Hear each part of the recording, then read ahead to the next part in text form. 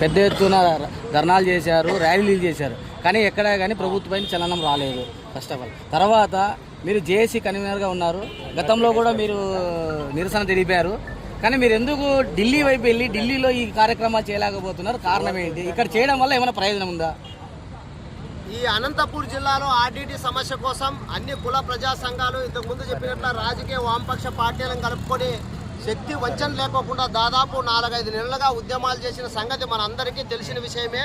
మరి ఆ క్రమంలో ఈ ఉద్యమాలకు తలొగ్గినారో లేకుంటే ఈ ప్రజా వ్యతిరేక ఉద్యమానికి ఈ కూటమి ప్రభుత్వం భయపడిందో మాకు అర్థం కాలేదు. కానీ ఏది ఏమైనా కూడా ఆర్డీటీ ఎఫ్సిఆర్ఏ రిజిస్ట్రేషన్ చేయిస్తాం, ఆర్డీటీ ఎక్కడా పోదు, మీతోనే ఉంటుందని చెప్పేసి ఈ గౌరవ రాష్ట్ర ముఖ్యమంత్రి చంద్రబాబు నాయుడు కుమారుడు ఈ జిల్లాకు వచ్చి ప్రకటించిన సందర్భాన్ని కూడా మేము అప్పుడు విన్న తర్వాత ఖచ్చితంగా ఈ కూటమి ప్రభుత్వం న్యాయం చేస్తుందని చెప్పేసి ఆశించినాం.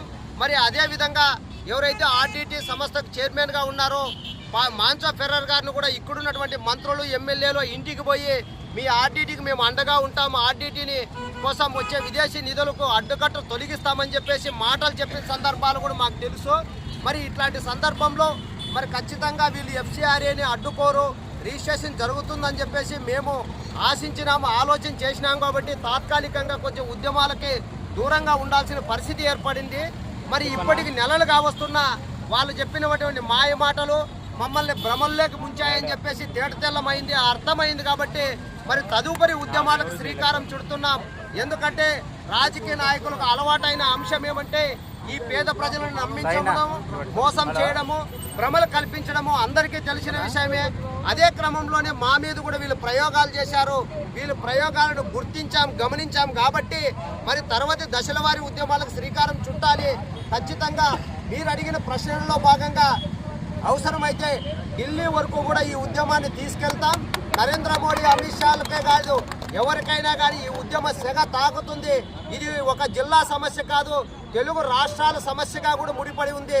మరి అటువంటి సందర్భంలో ఈ ఆర్డీటీని సాధించుకునేంత వరకు కూటమి ప్రభుత్వం, బీజేపీ, జనసేన, తెలుగుదేశం ఈ పార్టీలు వెంటనే గుర్తించి గమనించి వారు చెప్పిన మాయ మాటల నుంచి బయటకు వచ్చి వెంటనే ఆర్డీటీ ఎఫ్సిఆర్ఏ రిజిస్ట్రేషన్ చేయించకపోతే మాత్రం ఖచ్చితంగా ఈ ఉద్యమాన్ని ఆపేది లేదు, వీళ్ళు మాయ మాటలు ఇక నుంచి నమ్మేది లేదు.